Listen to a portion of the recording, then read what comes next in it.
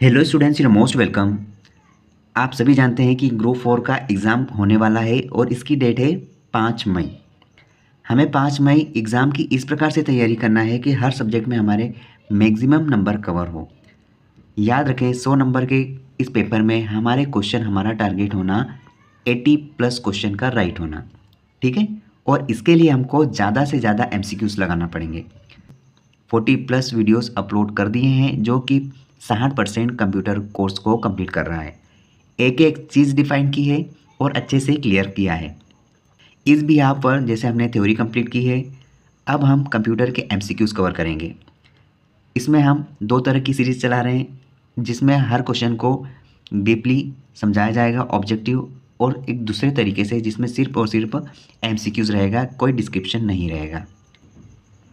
पहला क्वेश्चन है, ALU का पूरा नाम क्या है? याद रखना, ALU का पूरा नाम है अरिथमेटिक लॉजिक यूनिट। मतलब ऑप्शन ए हमारा सही आंसर होगा। ठीक है। CPU निम्नलिखित में से क्या है? CPU निम्नलिखित में से क्या है? तो याद रखना, CPU एक प्रकार की चिप है। CPU का फुल फॉर्म क्या होगा? याद रखना, CPU का फुल फॉर्म है सेंट्रल प्रोसेसिंग यूनिट। इसका option A is correct answer. Computer द्वारा किया गया बुनियादी कार्य मतलब कि बेसिक ऑपरेशन है। कंप्यूटर के द्वारा कौन कौन से कार्य किए जाते हैं? देखो, कंप्यूटर के द्वारा अगर आप देखोगे तो अरिथमेटिक ऑपरेशन भी होते हैं, लॉजिकल ऑपरेशन भी होते हैं, और डेटा का स्टोरेज भी होता है, डेटा संग्रहण। ठीक है। मतलब हम कह सकते हैं कि ऑप्शन डी मतलब कि ये सभी कंप्यूटर द्वारा किए गए बेसिक ऑपरेशन है। डेटा प्रोसेसिंग का अर्थ क्या है? डेटा प्रोसेसिंग का क्या अर्थ होता है? देखो, डेटा प्रोसेसिंग का अर्थ होता है कि किसी चीज़ को वर्किंग मोड में लाना। ठीक है। मतलब वाणिज्यिक उपयोग के लिए जानकारी तैयार करना, ये इसका सही आंसर है। अब अगर हम देखेंगे कि डेटा का संग्रह क्या होता है, ये एक प्रकार का प्रोसेसिंग नहीं है, ये सिर्फ संग्रह करना मतलब स्टोरेज करने का वर्ड यूज़ है ये। दूसरा है कंप्यूटर की कार्यप्रणाली, मतलब कि क्या प्रोसेस हो सकता है, इस बात को बताया गया है। लेकिन प्रोसेसिंग का अर्थ है कि किसी चीज़ को वर्किंग मोड पे लाना, जानकारी तैयार करना। इस प्रकार से हमारा ऑप्शन रहेगा option D is correct. CPU का वह भाग जो अन्य सभी कंप्यूटर कंपोनेंट की गतिविधियों को कोऑर्डिनेट करता है, वह निम्नलिखित में से कौन है? CPU का ऐसा कौन सा भाग है जो अन्य सभी कंप्यूटर कंपोनेंट की गतिविधियों को कोऑर्डिनेट करता है? याद रखना, कंट्रोल यूनिट ऐसी यूनिट है जो सारे कंपोनेंट को कोऑर्डिनेट करता है, कंट्रोल करके उस चीज़ को सकारात्मक रूप से चलाने का काम करता है। ऑप्शन सी इसका सही आंसर होगा। Option C is correct answer. Motherboard क्या होता है? मदरबोर्ड मतलब कि एक ऐसा सर्किट बोर्ड होता है जहाँ पर सारी चीज़ें कनेक्ट होती है प्रोग्रामिंग के रूप में। कोऑर्डिनेट क्या होता है? को कोऑर्डिनेट कोऑर्डिनेशन बोर्ड क्या होता है? कोऑर्डिनेशन बोर्ड ये होता है जो सबको कोऑर्डिनेट करता है, जुड़ा होता है। और अरिथमेटिक लॉजिक यूनिट क्या होता है? जिसमें अरिथमेटिक कैलकुलेशन होते हैं और लॉजिकल ऑपरेशन होते हैं, उस यूनिट को अरिथमेटिक लॉजिक यूनिट कहा जाता है। डेटाबेस में फील्ड्स कैलकुलेशन करने के लिए प्रयुक्त नंबर स्टोर करते हैं। देखो, जब आपको बोल दें कि कैलकुलेशन करने के लिए प्रयुक्त नंबर स्टोर करते हैं तो सीधे सी आपको यही दिमाग में क्लिक होना कि न्यूमेरिक नंबर ही हमारे यहाँ पर डेटाबेस में यूज़ होते हैं।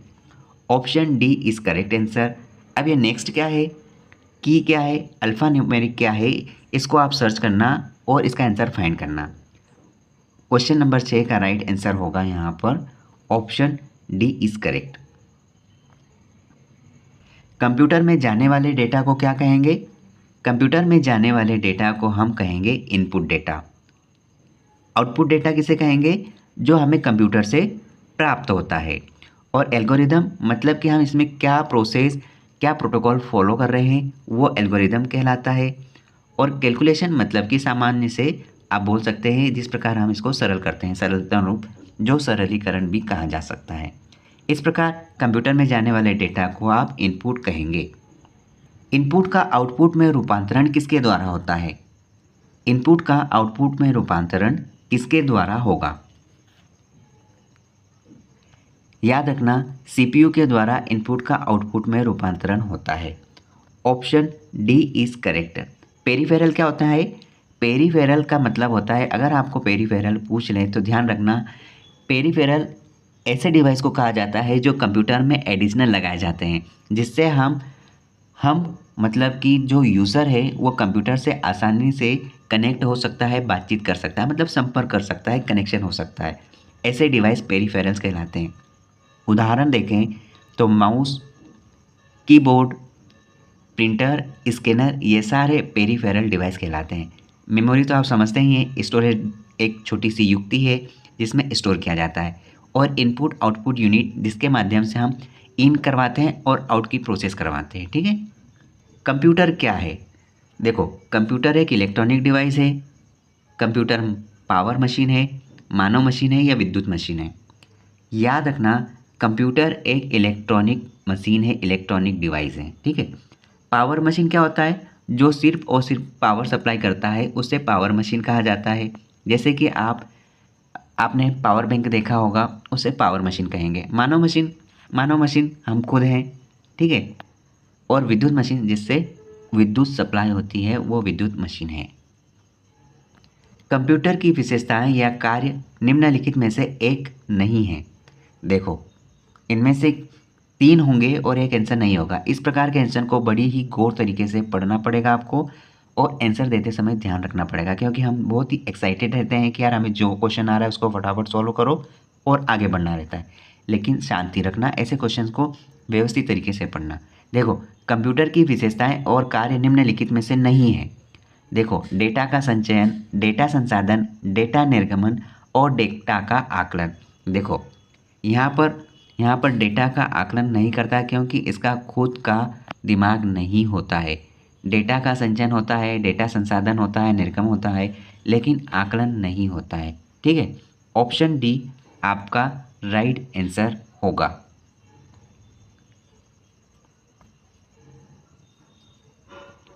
नेक्स्ट, कंप्यूटर के संदर्भ में एएलयू का क्या तात्पर्य है?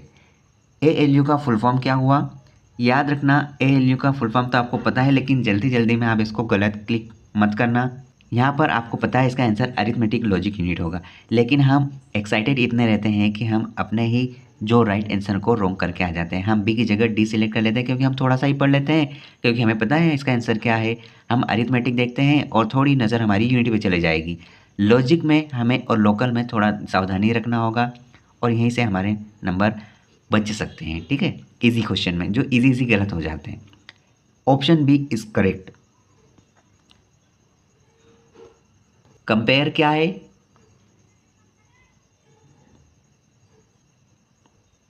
याद रखना, कंपेयर एएलयू का अर्थमेटिक कार्य है। कंप्यूटर के कार्य करने का सिद्धांत है। कंप्यूटर के कार्य करने का क्या क्या सिद्धांत है? इनपुट, आउटपुट, प्रोसेस, ये सारे कंप्यूटर के सिद्धांत है ना। इनपुट होता है, आउटपुट होता है और प्रोसेस होता है, ये सभी कंप्यूटर के कार्य करने के सिद्धांत है। इस प्रकार इसका आंसर हुआ option D is correct answer. CPU का मुख्य घटक है। सीपीयू का मुख्य घटक क्या है? सीपीयू का मुख्य घटक है कंट्रोल यूनिट, मेमोरी यूनिट और अरिथमेटिक लॉजिक यूनिट। मतलब ऑप्शन डी इसका राइट आंसर होगा। सीपीयू के 3 महत्वपूर्ण घटक है, कंट्रोल यूनिट, मेमोरी यूनिट और arithmetic logic unit. Option D is correct answer. Computer में जाने वाले डेटा को क्या कहेंगे? हम सब जानते हैं कि कंप्यूटर में जाने वाले डेटा को इनपुट कहा जाता है और कंप्यूटर से प्राप्त डेटा को आउटपुट कहा जाता है। प्रोसेस मतलब कि कोई चीज़ वर्क में होती है, मतलब प्रोसेस होता है। और एल्गोरिदम क्या होता है? एल्गोरिदम मतलब कि हम उसमें क्या क्या प्रोटोकॉल फॉलो कर रहे हैं, वो एल्गोरिदम कहलाता है। ठीक, मतलब यहाँ पर कंप्यूटर में जाने वाला डेटा इनपुट डेटा कहलाता है। प्रोसेस डेटा को क्या कहेंगे? प्रोसेस डेटा को क्या कहा जाता है? ये सभी नहीं, प्रोसेस नहीं, इनपुट नहीं, आउटपुट कहा जाता है। आउटपुट, प्रोसेस डेटा को आउटपुट कहा जाता है। कंप्यूटर के सभी भागों के बीच सामंजस्य स्थापित कौन करता है? कंप्यूटर के सभी भागों के बीच सामंजस्य स्थापित कौन करता है? देखो, लॉजिक यूनिट तो सिर्फ लॉजिकल ऑपरेशन फॉलो करती है। अरिथमेटिक लॉजिक यूनिट अरिथमेटिक और लॉजिक दोनों ऑपरेशन फॉलो करती है। लेकिन कंट्रोल यूनिट ऐसी यूनिट है जो सभी इक्विपमेंट जो भी लगे हैं, जो भी प्रोग्राम फिट हुए हैं, जितनी भी यूनिट्स है, उन सबको कंट्रोल और उन पर सामंजस्य स्थापित करने का काम करती है। Option B, control unit is right answer. Option B is correct. Computer के कार्यप्रणाली के मुख्य अवयव में कौन शामिल नहीं है? कंप्यूटर के कार्यप्रणाली के मुख्य अवयव में कौन शामिल नहीं है? तो सबसे पहले ये देखो, एलिमिनेशन प्रोसेस लगाओ। यहाँ पे देखो, निवेश क्या होता है, निर्गम क्या होता है? देखो, निर्गम तो आपको पता हो गया, आउटपुट को कहा जाता है, तो ये तो शामिल है। उसके बाद क्या हो सकता है? निवेश का मतलब अगर पूछा जाए तो आप क्या बताओगे? इनपुट करना। तो ये भी एक प्रकार का मुख्य अवयव है कंप्यूटर की कार्यप्रणाली में। और केंद्रीय संसाधन एकक मतलब कि सेंट्रल प्रोसेसिंग यूनिट, इसका शुद्ध हिंदी समझ लेना, आप ध्यान रखना। केंद्रीय संसाधन एकक बोला जाए मतलब सेंट्रल प्रोसेसिंग यूनिट कहलाता है। ये तीनों ही कंप्यूटर के कार्यप्रणाली के मुख्य अवयव है। और यहाँ पर इंटरनेट कोई अवयव नहीं है, ये तो अलग से हम कंप्यूटर में यूज़ करते हैं। अगर इसके बिना यूज़ से भी आप क्या कंप्यूटर चला सकते हैं? तो बिल्कुल हाँ, चला सकते हैं, क्योंकि ये कोई मेन अवयव नहीं है। इसके यूज़ से हम कई सारे काम कर सकते हैं। अगर ये नहीं रहेगा तो भी हमारा कंप्यूटर पूरी तरह से काम करने में सक्षम है। इसका मतलब ये है कि कौन शामिल नहीं है? यहाँ पर ऑप्शन डी, इंटरनेट शामिल नहीं है। Option D is correct answer. Computer का नियंत्रक भाग क्या कहलाता है? प्रिंटर नहीं, कुंजी पटल नहीं, हार्ड डिस्क नहीं, CPU central processing unit computer का नियंत्रक भाग कहलाता है। प्रिंटर क्या होता है? प्रिंटर एक आउटपुट डिवाइस है जो आपको दिया हुआ, जो डेस्कटॉप पर जो भी आपने अंकित किया है उसे प्रिंट करने के लिए जो मशीन का इस्तेमाल होता है वही प्रिंटर कहलाता है। कुंजी पटल, कीबोर्ड में जितनी भी कुंजियाँ हैं वह कुंजी पटल कहलाती है। एक कीबोर्ड को कुंजी पटल कहा जाता है, ठीक है। हार्ड डिस्क एक ऐसी डिस्क है जो एक फिजिकल रूप में आपको स्टोरेज डिवाइस के रूप में आपको प्राप्त होती है, वह हार्ड डिस्क कहलाती है। इस प्रकार से इस क्वेश्चन का आंसर है option C is correct. Computer के मस्तिष्क को क्या कहा जाएगा? स्मृति नहीं, कुंजी पटल नहीं, सीपीयू या हार्ड डिस्क। याद रखना, कंप्यूटर का मस्तिष्क हमेशा ही केंद्रीय एकक मेमोरी होता है, सेंट्रल प्रोसेसिंग यूनिट। सीपीयू हमारा कंप्यूटर का मस्तिष्क है। सी इज़ करेक्ट आंसर। इस प्रकार हमने 20 क्वेश्चन कंप्लीट किए और ये भी इम्पोर्टेंट क्वेश्चन है, ऐसा नहीं है कि ये क्वेश्चन नहीं आते हैं। अगर आपके 17 क्वेश्चन ग्रुप 4 में आ रहे हैं तो 5 क्वेश्चन ऐसे रहेंगे, इतने हलवे रहेंगे कि वो आप इजीली कर लोगे। लेकिन हम इतने एक्साइटेड रहते हैं कि हमें जो आ रहा है फटाफट करके हम आगे निकलते हैं। हो सकता है इन्हीं क्वेश्चन में हमारी गलतियां हो जाए, तो सावधानी रखें और ज़्यादा से ज़्यादा एमसीक्यू सोल्व करें। मैं आपको यहाँ पर कई सारे पीवाईक्यूज़ करवा दूंगा, टेंशन मत लेना। और आपका कंप्यूटर में तो कोई भी नंबर कटने नहीं दूंगा। सीपीयू का विस्तृत रूप है। सीपीयू का विस्तृत रूप है option B, central processing unit. अब सेंट्रल प्रोसेसिंग यूनिट क्या है इसको समझो। देखो, सीपीयू कंप्यूटर का एक मेन घटक है, मेन पार्ट है, जो कि निर्देशों को निष्पादित करता है और जो डेटा है उन्हें प्रोसेस करने का काम करता है। ये कंप्यूटर का दिमाग भी कहलाता है, जो सभी प्रकार की गणनाएं करता है। और इसमें लगभग 3 से 4 प्रकार के मेन वर्क होते हैं, जैसे कि पहला है निर्देशों को मैनेज करना। दूसरा काम क्या है? डेटा को प्रोसेस करना। तीसरा काम इसका है आप जो भी गणनाएं करते हैं उन गणनाओं को मैनेज करना, मतलब कि गणनाएं करना। और चौथा काम है डिसीजन लेना, मतलब कि निर्णय लेना या फिर रिजल्ट को क्लियर करना, प्रोवाइड करना। ये 4 मेन काम होते हैं सीपीयू के, ठीक है। Option B is right answer. Computer processor में निम्न भाग सम्मिलित है। कंप्यूटर प्रोसेसर में निम्न 3 भाग होते हैं। अब 3 भाग कौन कौन से होते हैं आपको पता होना चाहिए। पहला होता है आपका कंट्रोल यूनिट, जिसको आप सीयू बोलोगे, ठीक है। ये क्या है? ये प्रोसेसर का वो भाग होता है जो निर्देशों को निष्पादित करने के लिए जिम्मेदार होता है, जो निर्देशों को रीड करता है, ठीक है। उनको डिकोड करता है। ये काम है कंट्रोल यूनिट का। दूसरा होता है अरिथमेटिक लॉजिक यूनिट, मतलब कि ALU, अरिथमेटिक लॉजिक यूनिट। ये प्रोसेसर का वो भाग होता है जो है नी गणनाएं और जितने भी तार्किक ऑपरेशन होते हैं उनको कैलकुलेट करता है। ये दो संख्याओं को जोड़ सकता है, जैसे कि घटाना, गुणा करना और भाग करने का काम करता है। और तीसरा कौन सा एक इम्पोर्टेंट भाग है, तीसरा है रजिस्टर। Register REG। ये रजिस्टर क्या होता है, ये किसी भी प्रोसेसर के अंदरूनी मेमोरी को मैनेज करने का काम करते हैं। मेन रूप से हम इस रजिस्टर को अंदरूनी मेमोरी भी कह सकते हैं, जो कि डेटा और निर्देशों को टेम्परेरी रूप में स्टोर करके रखने का काम करता है। ठीक है। उसके बाद बस होता है, बस जो कि डेटा को ट्रांसफ़र करने का काम करते हैं। ठीक है। ये चार चीज़ होती है जो कि कंप्यूटर प्रोसेसर में मेन पार्ट होते हैं। इस हिसाब से यहाँ पर ऑब्जेक्टिव में सिर्फ दो ही चीज़ लिखी है, एक है कंट्रोल यूनिट और दूसरा है ALU। That means option D is correct answer. Computer processor में निम्न भाग हैं कंट्रोल यूनिट और ALU। ठीक है। देखिए, माइक्रो प्रोसेसर का जो कंप्यूटर मस्तिष्क कहलाता है उसको आप माइक्रो चिप भी कहेंगे। ठीक है। Option A is right answer. अब इसके बारे में समझो। माइक्रो प्रोसेसर को ही माइक्रो चिप कहा जाता है, इस बात को आप हमेशा ध्यान रखना, क्योंकि ये एक छोटी सी चिप होती है जिसमें कंप्यूटर के सभी मेन घटक इसके अंदर कंक्लूड होते हैं। ये चिप कंप्यूटर के ब्रेन के रूप में कार्य करती हैं और जो भी निर्देश होते हैं उनको आगे एग्जीक्यूट करने का काम करती है। डेटा को प्रोसेस करने का काम, गणनाएं करने का काम ये कौन, माइक्रोचिप के द्वारा ही होता है। अब इसकी क्या क्या विशेषता है। सबसे पहली बात, ये सबसे स्मॉल होती है, स्मॉल चिप होती है। ठीक है। जो कंप्यूटर के सभी मेन काम को इसी में स्टोर करके रखते हैं। दूसरा, ये ब्रेन के हिसाब से रहता है, कंप्यूटर के ब्रेन के रूप में काम करती है। ठीक है।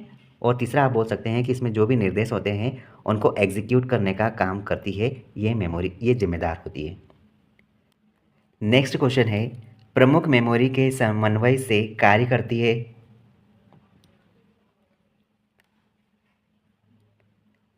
राइट आंसर है CPU। अब CPU क्या है ये हमने देख लिया। CPU का फुल फॉर्म है सेंट्रल प्रोसेसिंग यूनिट।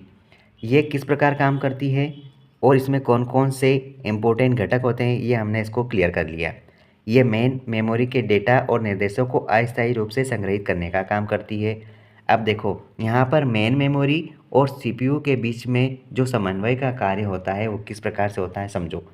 देखो, CPU जो रहता है, CPU, ये जो CPU है, CPU और जो डेटा और निर्देश होते हैं इनको प्रोसेस करने के लिए एक मेन मेमोरी से डेटा और निर्देशों को प्राप्त करने के लिए एक मेमोरी की आवश्यकता होती है, जो आपको इस मेमोरी के माध्यम से इसको डेटा प्राप्त करना होता है।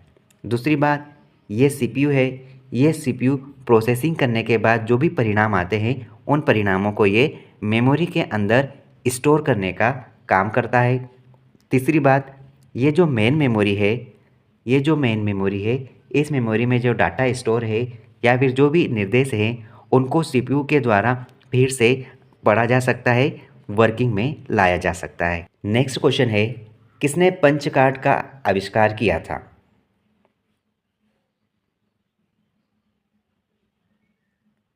देखिए, पंच कार्ड का आविष्कार जैकवार्ड ने किया था। अब देखो, ये पंच कार्ड का आविष्कार जैकवार्ड ने किया था, लेकिन कब किया था और ये कौन है। देखो, ये जो जैकवार्ड है, ये जैकवार्ड फ्रांसीसी गणितज्ञ या फिर आप इसको इंजीनियर कह सकते हैं। इन्होंने 19वीं शताब्दी में, कब, इन्होंने 19वीं शताब्दी में पंच कार्ड का आविष्कार किया था। ये पंच कार्ड एक प्रकार का कार्ड होता है, ये पंच कार्ड एक प्रकार का कार्ड होता है जिसमें हम डेटा और निर्देशों को पंच करके उपयोग के योग्य रख सकते थे, स्टोर किया जाता था। ये कंप्यूटर के विकास में महत्वपूर्ण योगदान देता था उस समय, 19वीं शताब्दी की ये बात है। इस प्रकार याद रखना, पंच कार्ड का आरंभ जैकवार्ड ने किया था। Option B is right answer. Charles Babbage के प्रथम मैकेनिकल कंप्यूटर को किस नाम से जाना जाता है।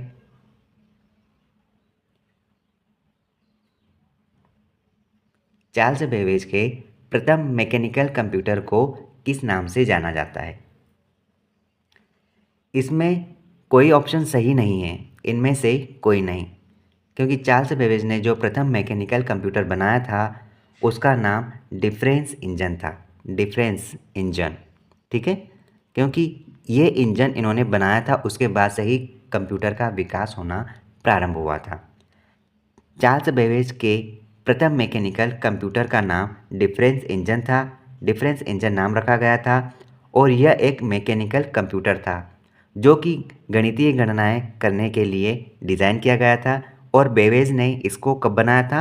सन 1822 में इस मैकेनिकल कंप्यूटर का निर्माण हुआ था। ये सन आप ध्यान रखना, हालांकि पूछा नहीं जाता लेकिन थोड़ा ध्यान होना चाहिए। नेक्स्ट क्वेश्चन है, कार्य पद्धति के आधार पर कंप्यूटर के प्रकार हैं।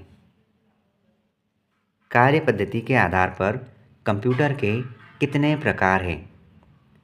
याद रखना, कार्य पद्धति के आधार पर कंप्यूटर दो प्रकार के होते हैं। कौन कौन से दो प्रकार? एक होता है डिजिटल और एक होता है एनालॉग। अब यहाँ पर डिजिटल क्या होता है और एनालॉग क्या होता है? देखो, ऐसे कंप्यूटर जो कि डिजिटल सिग्नल का उपयोग करके गणनाएं करते हैं, या हम कह सकते हैं कंप्यूटर में 0 या 1 मतलब कि बाइनरी सिस्टम के आधार पर काम करते हैं, वो डिजिटल कंप्यूटर होते हैं, ठीक है। अब हम बात करते हैं एनालॉग कंप्यूटर। एनालॉग कंप्यूटर क्या होता है? वह कंप्यूटर एनालॉग कंप्यूटर कहलाते हैं जिसमें एनालॉग सिग्नल का उपयोग किया जाता है और उसके माध्यम से गणनाएं होती है। मतलब कि वोल्टेज, करंट या फिर ऐसी जितनी भी भौतिक मात्राएं होती है, जैसे कि किलोवाट या फिर कोई काटा होता है, एनालॉग काटा, या आप एनालॉग दीवार घड़ी कह सकते हैं, ये सारे एनालॉग फॉर्मेट के एग्जाम्पल हैं। आकार के आधार पर कंप्यूटर के कौन से प्रकार नहीं हैं? आकार के आधार पर कंप्यूटर के कौन से प्रकार नहीं हैं? ऐसे क्वेश्चन को हमको ये ध्यान रखना पड़ेगा कि कौन कौन से प्रकार होते हैं, जिससे हम एलिमिनेट करके वो प्रकार निकाल सकते हैं जो क्वेश्चन में कहा गया है। देखो, इस क्वेश्चन को हम थोड़ा सा समझेंगे, हालांकि हमने थ्योरी क्लास में इसको बढ़िया तरीके से पढ़ा है। इसका आंसर होगा ऑप्शन डी, क्योंकि आकार के आधार पर कंप्यूटर के यहाँ पर 3 प्रकार लिखे हैं। कौन कौन से? Micro computer, main frame computer, mini computer. जबकि ऑप्टिकल कंप्यूटर नहीं है और यहाँ पर पूछा गया है कि कौन सा प्रकार नहीं है। इस आधार पर ऑप्शन डी सही आंसर होगा। अब हम देखते हैं आकार के आधार पर कंप्यूटर के 4 प्रकार हैं। अब 4 प्रकार कौन कौन से हैं इनको समझो। पहला है माइक्रो कंप्यूटर। माइक्रो कंप्यूटर किसको कहेंगे हम शॉर्ट में समझते हैं। ये एक छोटे आकार के कंप्यूटर होते हैं और इसमें माइक्रो प्रोसेसर का उपयोग होता है, ठीक है। माइक्रो कंप्यूटर में माइक्रो प्रोसेसर का उपयोग होता है, इन्हें माइक्रो कंप्यूटर कहा जाता है। सेकेंड देखो, माइक्रो के बाद आता है मिनी कंप्यूटर। ये सीक्वेंस से ध्यान रखना, सबसे छोटा माइक्रो, उसके बाद मिनी। मिनी कंप्यूटर किसे कहेंगे? यह कंप्यूटर मध्यम आकार के होते हैं और इसमें कई उपयोगकर्ता एक साथ काम कर सकते हैं। ये कंप्यूटर मिनी कंप्यूटर कहलाते हैं, ठीक है। सबसे छोटा माइक्रो कंप्यूटर, उसके बाद मिनी कंप्यूटर, और इसके बाद होगा main frame computer. Main frame computer किसे कहेंगे? ऐसे कंप्यूटर जो कि बड़े आकार के होते हैं और इसमें कई उपयोगकर्ता एक साथ काम करते हैं। अब देखो, मेन फ्रेम और मिनी में क्या अंतर है? इसमें लगभग मध्यम आकार के कंप्यूटर आते हैं और इसमें भी उपयोगकर्ता एक साथ काम कर सकते हैं, लेकिन मेन फ्रेम बड़े आकार के कंप्यूटर होते हैं जिसमें कई सारे उपयोगकर्ता एक साथ काम कर सकते हैं, ठीक है। इसके बाद 4th नंबर का भी प्रकार होता है जिसको बोलते हैं सुपर कंप्यूटर। यह आप ध्यान रखना, सुपर कंप्यूटर नाम का भी एक कंप्यूटर होता है जो कि सबसे बड़ा कंप्यूटर होता है। ये कंप्यूटर सबसे बड़े आकार के होते हैं और इसमें उच्च गति और हाई स्टोरेज कैपेसिटी होती है, ठीक है। ऑप्टिकल कंप्यूटर के आधार पर कोई भी वर्गीकृत नहीं किया गया है, ये आप ध्यान रखना। ये जो ऑप्टिकल कंप्यूटर है, ये ऑप्टिकल कंप्यूटर प्रकाश का उपयोग करके गणनाएं करने वाला कंप्यूटर होता है, ठीक है, ध्यान रखना। इस प्रकार से यहाँ पर 4 आंसर सही रहेगा, जिससे इस प्रकार यहाँ पर तीनों प्रकार सही है, माइक्रो, मेन फ्रेम और मिनी। ऑप्टिकल कंप्यूटर कंप्यूटर का प्रकार नहीं है। देखो सुपर कंप्यूटर, इसका आंसर क्या होना चाहिए? देखो सुपर कंप्यूटर मेन फ्रेम कंप्यूटरों से आकार और प्रोसेसिंग क्षमता में छोटे होते हैं। बिल्कुल भी गलत कहा गया है, ये स्टेटमेंट तो सही होना ही नहीं है, क्योंकि अभी हमने इसके बारे में समझा। अधिकांश घरों में आम है नहीं, ये यूज़ नहीं किया जाता है घरों में। इनमें सुपर कंप्यूटर में हज़ारों माइक्रो प्रोसेसर होते हैं। ठीक है, अभी हम इसको कंसिडर कर रहे हैं। फोर्थ वाला पढ़ो। उनकी कंप्यूटिंग क्षमता की कमी के कारण शोधकर्ताओं द्वारा विरले ही प्रयोग किए जाते हैं। नहीं, इनकी क्षमता सबसे ज़्यादा होती है। इस प्रकार ऑप्शन डी भी गलत है। अब देखो सुपर कंप्यूटर में हज़ारों माइक्रो प्रोसेसर होते हैं, ये तो बहुत ही कम लिखा गया है, इसमें लाखों माइक्रो प्रोसेसर होते हैं। ठीक है, क्योंकि ये सबसे बड़ा कंप्यूटर है। Option C is right answer. निम्नलिखित में से सबसे तेज कौन सा है? सबसे बढ़िया क्वेश्चन है ये। निम्न में से सबसे तेज कौन सा है?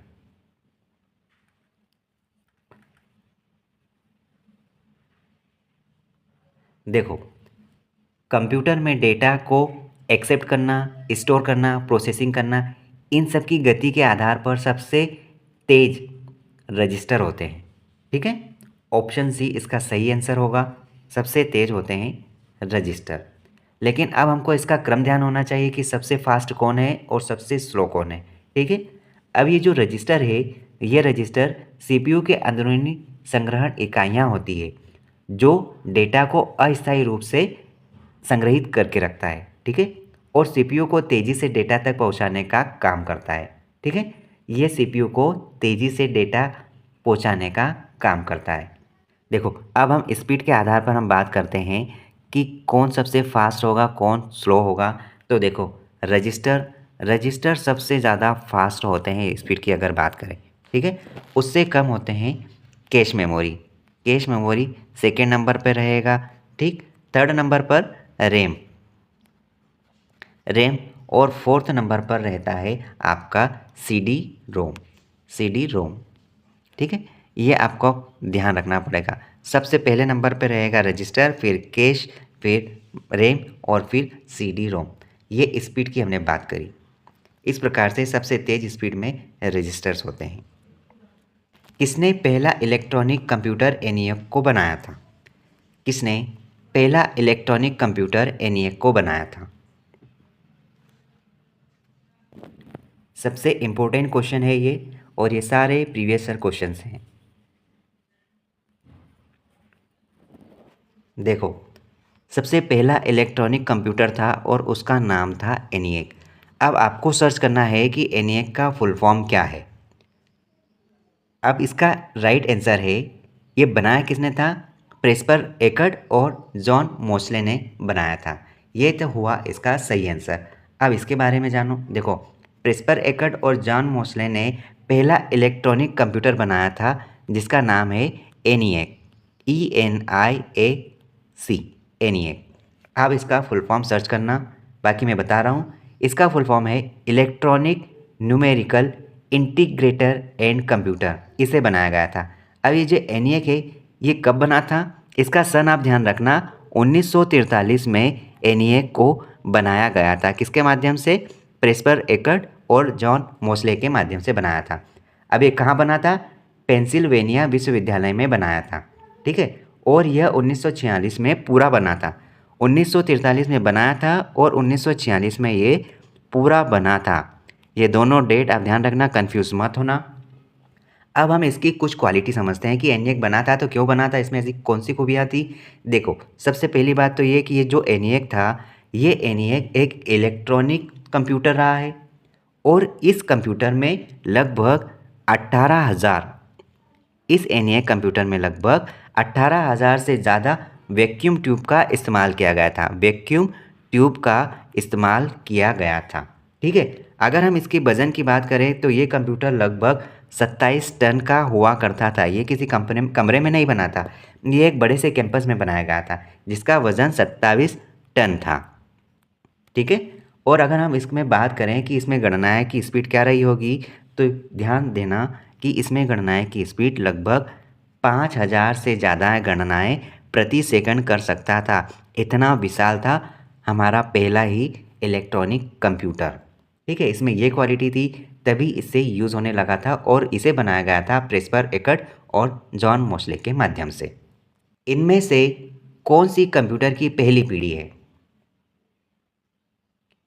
इनमें से कौन सी कंप्यूटर की पहली पीढ़ी है?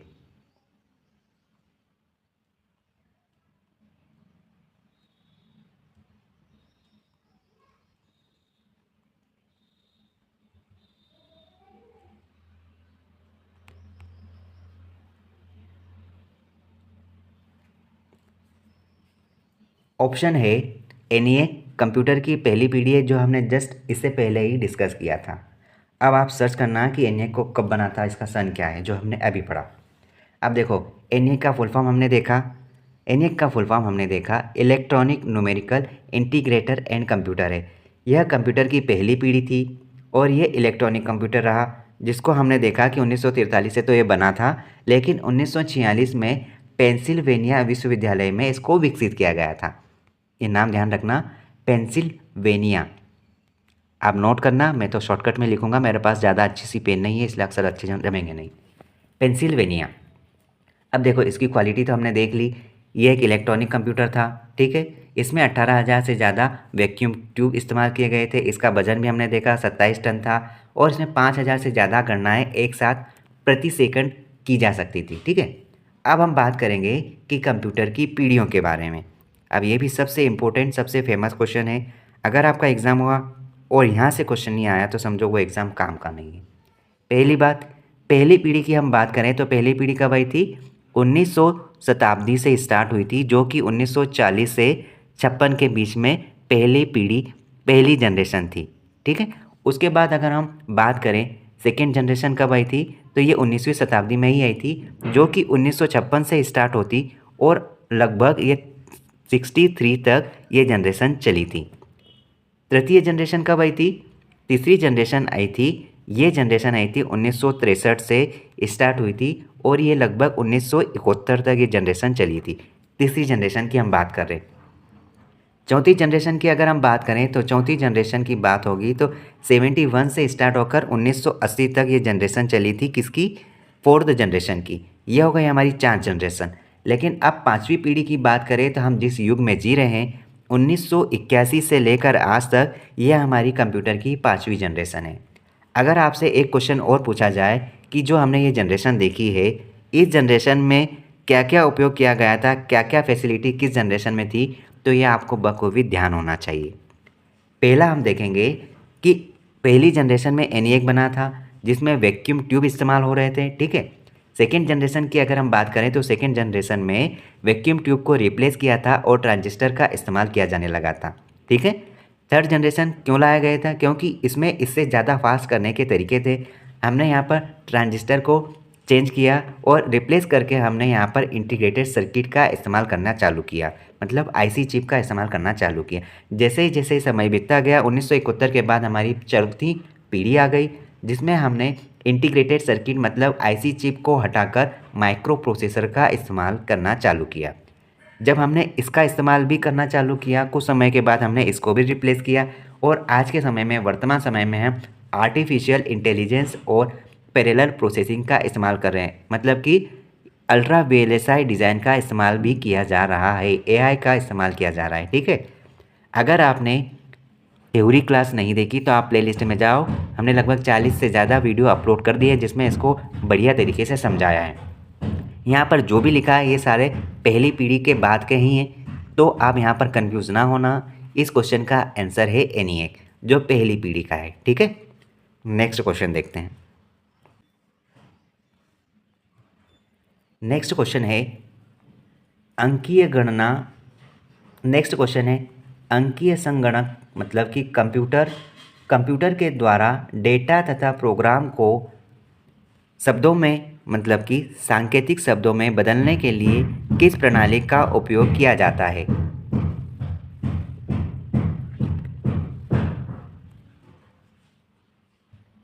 नेक्स्ट क्वेश्चन है अंकीय संगणक, मतलब कि कंप्यूटर को कहा जाता है, कंप्यूटर के द्वारा डेटा तथा प्रोग्राम को सांकेतिक शब्दों में बदलने के लिए किस प्रणाली का उपयोग किया जाता है? याद रखना, कंप्यूटर में जो भी डेटा या प्रोग्राम के जो सांकेतिक शब्द होते हैं उसको कंप्यूटर हमेशा बाइनरी मतलब कि 0-1 फॉर्मेट मतलब कि द्विगुण सांकेतिक भाषा में ही एक्सेप्ट करता है। तो इसका आंसर आँख बंद करके यहाँ पर ऑप्शन बी ही रहेगा। ठीक है, इसके बारे में अगर हम समझें तो समझो, कंप्यूटर के द्वारा डेटा या प्रोग्रामों को सांकेतिक शब्दों में बदलने के लिए हम बाइनरी डिजिट का इस्तेमाल करते हैं। बाइनरी प्रणाली एक द्विगुण प्रणाली होती है ना, ये द्विगुण लिखा है, द्विगुण प्रणाली होती है जिसमें केवल 2 अंक होते हैं। कौन कौन से? एक तो होता है 0 और दूसरा होता है 1, 2 अंक होते हैं। अब हम बाइनरी प्रणाली के यूज़ देखते हैं। देखो, कंप्यूटर में डेटा या प्रोग्राम को हम स्टोर करने के लिए यूज़ करते हैं। ठीक है, उसके बाद हम कंप्यूटर में गणनाओं को सिद्ध करने के लिए, प्रूव करने के लिए करते हैं, और कंप्यूटर में जो भी इंस्ट्रक्शन होते हैं उनको एग्जीक्यूट करने के लिए बाइनरी डिजिट का इस्तेमाल किया जाता है। अब मेरे को ये बताओ कि बाइनरी डिजिट का ही उपयोग क्यों करते हैं, कोई और चीज़ नहीं मिली? तो मैं आपको ये बता दूं कि ये जो बाइनरी नंबर है, ये नंबर एक सरल और सटीक प्रणाली थी। सरल और सटीक प्रणाली सिद्ध हुई, इसलिए बाइनरी फॉर्मेट का इस्तेमाल किया जाता है। दूसरी बात यह है कि कंप्यूटर में तेज़ी से गणनाएँ करने के लिए इसमें मदद मिलती है। क्या ज़रूरत थी इसकी? इसके साथ साथ कई सारी और भी फॉर्मेट थे यूज़ करने के लिए, लेकिन इसमें सबसे ज़्यादा स्मिट का यूज़ होने लगा, इसलिए बाइनरी डिजिट का ही इस्तेमाल करने लगे। और सबसे अच्छी बात यह है कि कंप्यूटर में डेटा और प्रोग्राम को सुरक्षित मतलब कि सेव रखने के लिए, संग्रहित करने के लिए 0-1 प्रणाली में सबसे ज़्यादा फायदेमंद साबित हुई थी, इसलिए बाइनरी प्रणाली का उपयोग किया जाता है। ठीक है, नेक्स्ट क्वेश्चन देखते हैं। नेक्स्ट क्वेश्चन कुछ इस प्रकार है, विश्व के प्रथम सुपर कंप्यूटर का नाम बताइए। विश्व के प्रथम सुपर कंप्यूटर का नाम बताइए।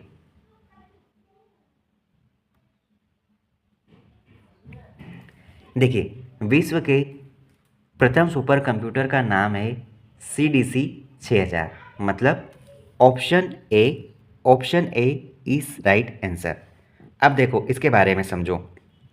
ये जो CDC 6600 है, इसकी क्या विशेषता है? देखो, CDC 6600 है, ये विश्व के प्रथम सुपर कंप्यूटरों में से एक है। हालांकि आज तक हमने इसका नाम नहीं सुना, लेकिन ये भी चीज़ है, ये विश्व के प्रथम सुपर कंप्यूटरों में से एक है, CDC 6600। इसका विकास कब हुआ? तो याद रखना, इसका विकास हुआ था सन 1964 में। इस सुपर कंप्यूटर का विकास हुआ था। और 1964 में कंट्रोल डेटा कॉरपोरेशन मतलब कि किसके तहत? CDC, कंट्रोल डेटा कॉरपोरेशन के तहत, मतलब इसके द्वारा किया गया था।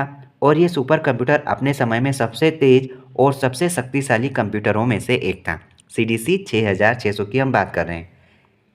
ये सुपर कंप्यूटर जो था, ये व्यावसायिक रूप से अवेलेबल करवाया गया था, मतलब कि व्यावसायिक रूप से इसका इस्तेमाल किया गया था। दूसरी बात, यहाँ पर इसमें जो गति की बात करें तो इसमें 3 मिलियन फ्लोटिंग पॉइंट ऑपरेशन प्रति सेकंड था। और कंप्यूटर वैज्ञानिक इसका उपयोग अनुसंधान में, इंजीनियरिंग क्षेत्र में और अन्य क्षेत्रों में भी इसका उपयोग करने में सक्षम थे। नेक्स्ट क्वेश्चन है, सर्वाधिक शक्तिशाली कंप्यूटर कौन सा है?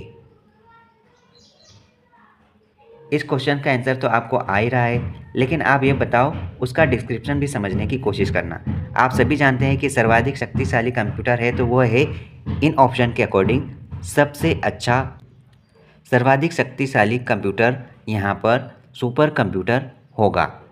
अब सुपर कंप्यूटर की क्वालिटी क्या क्या होगी ये तो हमने देख लिया, लेकिन हम एक बार फिर समझते हैं शॉर्ट तरीके से कि ये जो सुपर कंप्यूटर है सबसे शक्तिशाली और सबसे तेज़ थे। सॉरी, ये तेज़ नहीं थे, तेज़ हैं, जो जटिल गणनाओं और कई प्रकार की समस्याओं को चुटकियों में सोल्व करने की क्षमता रखते हैं।